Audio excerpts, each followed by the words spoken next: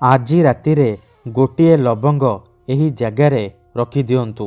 Guarantee ଦେଉଛି ସେ ନାରୀ 10 ମିନିଟ୍ରେ ତୁମ ପାଖକୁ ଆସିବା ପାଇଁ ବାଧ୍ୟ ହେବ।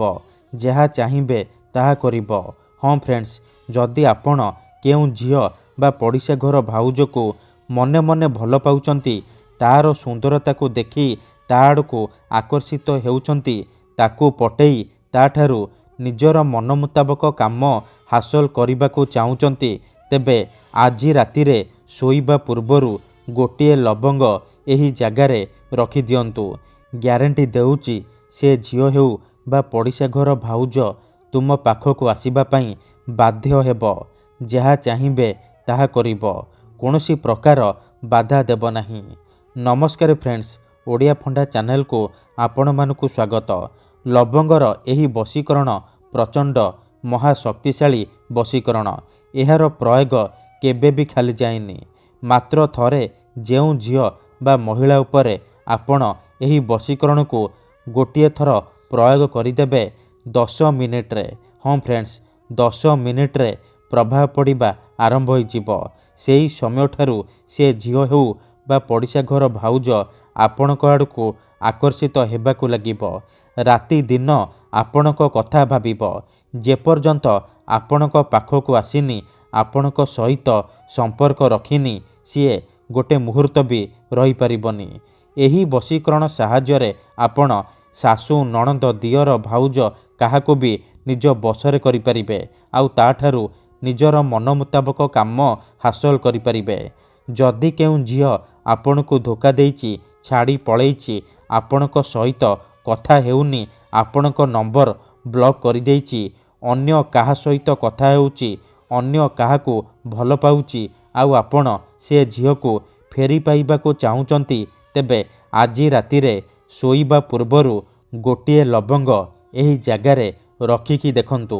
ଗ୍ୟାରେଣ୍ଟି ଦେଉଛି ସେ ଝିଅ ଯେତେ ଦୂରରେ ଥିଲେ ମଧ୍ୟ ତୁମ ପାଖକୁ ଆସିବା ପାଇଁ ବାଧ୍ୟ ହେବ। ରାତିଦିନ ତୁମ କଥା ଭାବିବ, ନିଜେ ଆସିବ, ତୁମ ପାଦ ତଳେ ପଡ଼ିବ, ତୁମକୁ ଭଲ ପାଉଛି ବୋଲି କହିବ। ଏହି ବଶୀକରଣ ଦୁନିଆର ସବୁଠାରୁ ସହଜ କିନ୍ତୁ ପ୍ରଚଣ୍ଡ ମହାଶକ୍ତିଶାଳୀ ବଶୀକରଣ।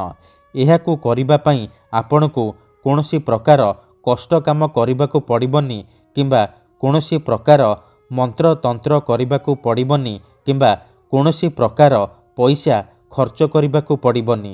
ଆପଣ ଘରେ ବସି ବସି ବିନା କୌଣସି ମନ୍ତ୍ରତନ୍ତ୍ର କରି, ବିନା କୌଣସି ପଇସା ଖର୍ଚ୍ଚ କରି ସେ ଝିଅକୁ ପଟେଇ ପାରିବେ। ପଡ଼ିଶା ଘର ଭାଉଜଠାରୁ ନିଜର ମନ ମୁତାବକ କାମ ହାସଲ କରିପାରିବେ। ହଁ ଫ୍ରେଣ୍ଡସ୍, ଠିକ୍ ଶୁଣିଲେ, ଗୋଟିଏ ଲବଙ୍ଗର ସାହାଯ୍ୟରେ।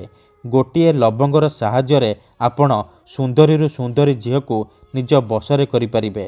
ଠିକ୍ ଅଛି, ତେବେ ଏହି ବଶୀକରଣ ଆପଣ କିପରି କରିବେ, କେମିତି କରିବେ, ଏହାର ପ୍ରୟୋଗ ବିଧି କ'ଣ, ମୁଁ ଆପଣଙ୍କୁ ଶିଖେଇବି। ଜାଣିବା ପାଇଁ ମୋର ଆପଣମାନଙ୍କୁ ଅନୁରୋଧ କି ଆପଣ ଭିଡ଼ିଓଟିକୁ ମୂଳରୁ ଶେଷ ପର୍ଯ୍ୟନ୍ତ ପୁରା ଧ୍ୟାନ ସହିତ ଦେଖିବେ। ତେବେ ଯାଇକି ଆପଣ ସମ୍ପୂର୍ଣ୍ଣ ପ୍ରୟୋଗ ବିଧି ଜାଣିପାରିବେ। ଅଧାରୁ ଛାଡ଼ିକି ପଳେଇଲେ କିମ୍ବା କାଟି କାଟି ଦେଖିଲେ ଆପଣ କିଛି ବି ବୁଝିପାରିବେନି।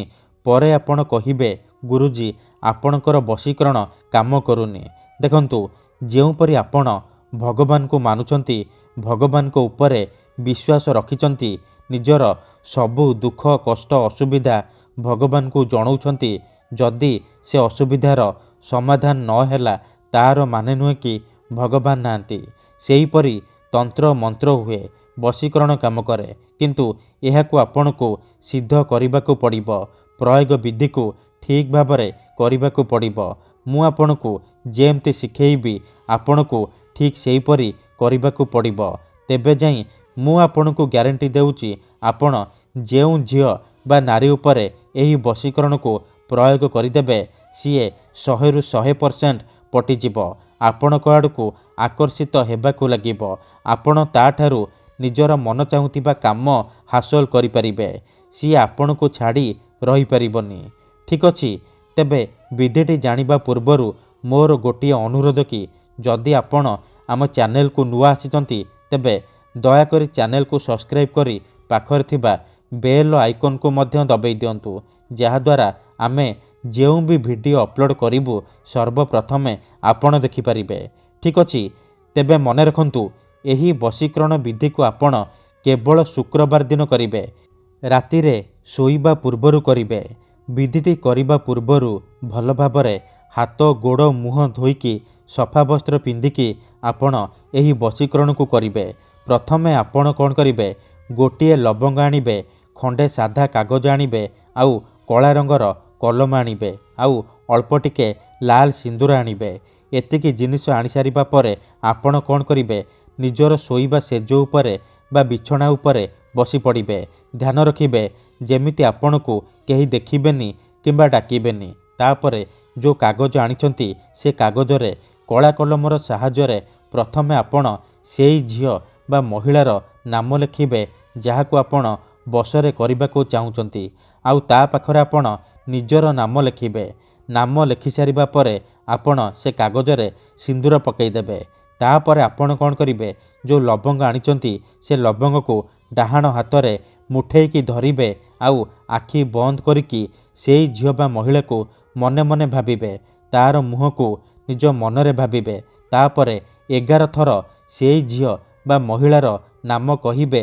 ତାପରେ ସେ ଲବଙ୍ଗରେ 3 ଥର ଫୁଙ୍କିଦେବେ। ଏତିକି କରିସାରିବା ପରେ ସେ ଲବଙ୍ଗକୁ ସେ ଯେଉଁ କାଗଜରେ ନାଁ ଲେଖିଛନ୍ତି ସେ କାଗଜ ଉପରେ ରଖିବେ। ତାପରେ ସେ କାଗଜ ଆଉ ଲବଙ୍ଗକୁ ଭଲ ଭାବରେ ମୋଡ଼ିକି ନିଜର ତକିଆ ତଳେ ରଖିକି ଶୋଇପଡ଼ିବେ। ଗ୍ୟାରେଣ୍ଟି ଦେଉଛି ଏତିକି କରିକି ଦେଖନ୍ତୁ, ସେ ଝିଅ ହେଉ ବା ବିବାହିତା ଭାଉଜ ଆପଣଙ୍କ ବଶରେ ହେଇଯିବ। 10 ମିନିଟ୍ରେ ଏହାର ପ୍ରଭାବ ପଡ଼ିବା ଆରମ୍ଭ ହୋଇଯିବ। ମନେ ରଖନ୍ତୁ, ତା ପରଦିନ ଆପଣ ଯେତେବେଳେ ସକାଳୁ ଉଠିବେ ସେ କାଗଜ ଆଉ ଲବଙ୍ଗକୁ ନେଇକି ଘର ବାହାରେ ଜାଳିଦେବେ। ଧନ୍ୟବାଦ।